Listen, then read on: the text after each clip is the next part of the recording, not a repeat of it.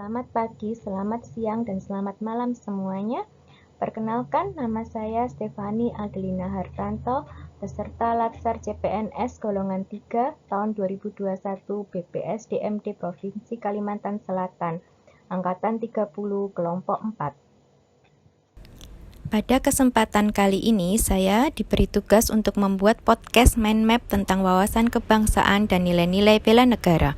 Untuk lebih jelasnya, silakan simak video berikut ini ya. Di sini saya akan menjelaskan mengenai mind map yang saya buat, yaitu mengenai wawasan kebangsaan dan nilai-nilai bela negara. Pertama, saya akan menjelaskan mengenai definisi wawasan kebangsaan itu sendiri. Wawasan kebangsaan dapat diartikan sebagai konsepsi cara pandang yang dilandasi akan kesadaran diri sebagai warga dari suatu negara akan diri dan lingkungannya di dalam kehidupan berbangsa dan bernegara. Setelah mengingat definisi dari wawasan kebangsaan, kita akan mundur sedikit untuk mengingat kembali mengenai sejarah pergerakan kebangsaan Indonesia. Beberapa titik penting dalam sejarah bangsa Indonesia dimulai pada tanggal 20 Mei 1908, di mana puluhan anak muda berkumpul di Aula Stovia. Dalam pertemuan itu, mereka sepakat mendirikan organisasi Budi Utomo. Tanggal 20 Mei ini untuk pertama kalinya ditetapkan menjadi Hari Kebangkitan Nasional. Selanjutnya, pada tanggal 25 Oktober 1908, merupakan tanggal terbentuknya Perhimpunan Indonesia. Perhimpunan Indonesia ini merupakan organisasi pergerakan nasional pertama yang menggunakan istilah Indonesia dan bahkan menjadi pelopor kemerdekaan bangsa Indonesia di kancah internasional. Selanjutnya, pada tanggal 30 April 1926 diselenggarakan Kongres Pemuda I dan pada tanggal 27-28 Oktober 1928 diselenggarakan Kongres Pemuda II. Sebagaimana Hari Kebangkitan Nasional, tanggal 28 Oktober ini untuk pertama kalinya ditetapkan menjadi Hari Sumpah Pemuda. Titik penting lain dalam sejarah bangsa Indonesia adalah terbentuknya BPUPKI pada tanggal 1 Maret 1945 dan terbentuknya PPKI pada tanggal 7 Agustus 1945. Puncak sejarah bangsa Indonesia yaitu pada tanggal 17 Agustus 1945 yang merupakan Hari Proklamasi Kemerdekaan Republik Indonesia. Detik-detik proklamasi kemerdekaan RI diawali dengan menyerahnya Jepang kepada tentara sekutu. Poin selanjutnya yang akan saya sampaikan adalah mengenai 4 konsensus dasar berbangsa dan bernegara. Yang pertama adalah Pancasila. Pancasila merupakan ideologi dan pandangan hidup bangsa Indonesia dalam kehidupan bermasyarakat, berbangsa, dan bernegara. Kedua adalah UUD 45. Naskah UUD 45 dirancang sejak tanggal 29 Mei sampai 16 Juli 1945 oleh BPUPKI. Pada masa itu, Insinyur Soekarno menyampaikan gagasan dasar pembentukan negara yang beliau sebut Pancasila. Kemudian yang ketiga adalah Bhinneka Tunggal Ika. Bhinneka Tunggal Ika merupakan semboyan yang berarti berbeda-beda tetapi pada hakikatnya satu. Sebab meskipun secara keseluruhan memiliki perbedaan tetapi pada hakikatnya satu bangsa dan negara Republik Indonesia. Konsensus dasar yang terakhir adalah NKRI. Keberadaan NKRI tidak dapat dipisahkan dari peristiwa proklamasi kemerdekaan 17 Agustus 1945. Karena melalui peristiwa proklamasi tersebut, bangsa Indonesia berhasil mendirikan negara sekaligus menyatakan kepada dunia luar atau bangsa lain bahwa sejak saat itulah telah ada negara baru yaitu Negara Kesatuan Republik Indonesia. Poin terakhir yang akan saya sampaikan mengenai wawasan kebangsaan adalah tentang lambang-lambang negara. Terdapat 4 lambang negara. Yang pertama adalah bendera negara. Bendera Negara Kesatuan Republik Indonesia adalah sang merah putih. Yang kedua adalah bahasa negara, yaitu bahasa Indonesia. Bahasa Indonesia berfungsi sebagai jati diri bangsa, kebanggaan nasional, sarana pemersatu berbagai suku bangsa, serta sarana komunikasi antar daerah dan antar budaya daerah.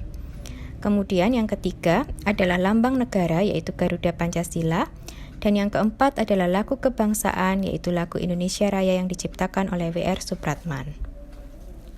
Setelah membahas mengenai wawasan kebangsaan, selanjutnya saya akan membahas mengenai nilai-nilai bela negara. Setelah kita mengenal wawasan kebangsaan, maka kita diharapkan dapat mengimplementasikan sikap bela negara. Poin pertama yang akan saya bahas adalah tentang sejarah bela negara.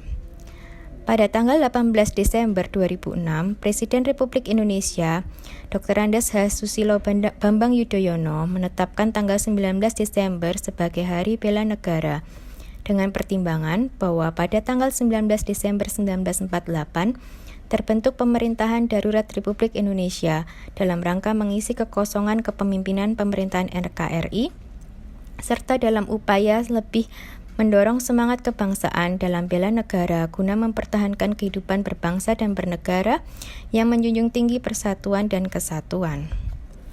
Poin selanjutnya adalah mengenai dasar hukum dan pengertian bela negara.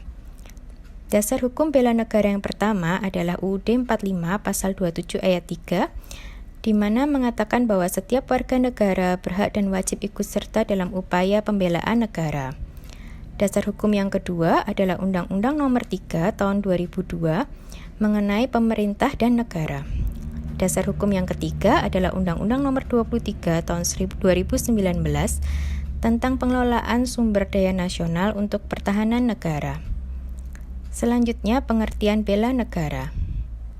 Bela negara adalah tekad, sikap, dan perilaku serta tindakan warga negara, baik secara perseorangan maupun kolektif, dalam menjaga kedaulatan negara, keutuhan wilayah, dan keselamatan bangsa dan negara yang dijiwai oleh kecintaannya kepada NKRI yang berdasarkan Pancasila dan UUD 45 dalam menjamin kelangsungan hidup bangsa negara Indonesia dari berbagai ancaman. Yang dimaksud dengan ancaman pada era reformasi diartikan sebagai sebuah kondisi, tindakan, potensi, baik alamiah maupun hasil suatu rekayasa, berbentuk fisik atau non-fisik, berasal dari dalam atau luar negeri, yang secara langsung ataupun tidak langsung, diperkirakan atau diduga, dapat membahayakan tatanan serta kelangsungan hidup bangsa dan negara dalam rangka pencapaian tujuan nasionalnya. Ancaman bertentangan dengan Pancasila dan dapat membahayakan kedaulatan negara, keutuhan wilayah NKRI, dan keselamatan segenap bangsa. Sedangkan di sisi lain, kewaspadaan dini dilakukan untuk mengantisipasi berbagai dampak ideologi, politik, ekonomi, sosial, dan budaya yang bisa menjadi ancaman bagi kedaulatan, keutuhan NKRI, dan keselamatan bangsa. Selanjutnya, poin yang akan saya bahas adalah mengenai nilai dasar bela negara. Terdapat 5 nilai dasar bela negara, yaitu cinta tanah air, sadar berbangsa dan bernegara, setia pada Pancasila sebagai ideologi negara, rela berkorban untuk bangsa dan negara, dan kemampuan awal bela negara.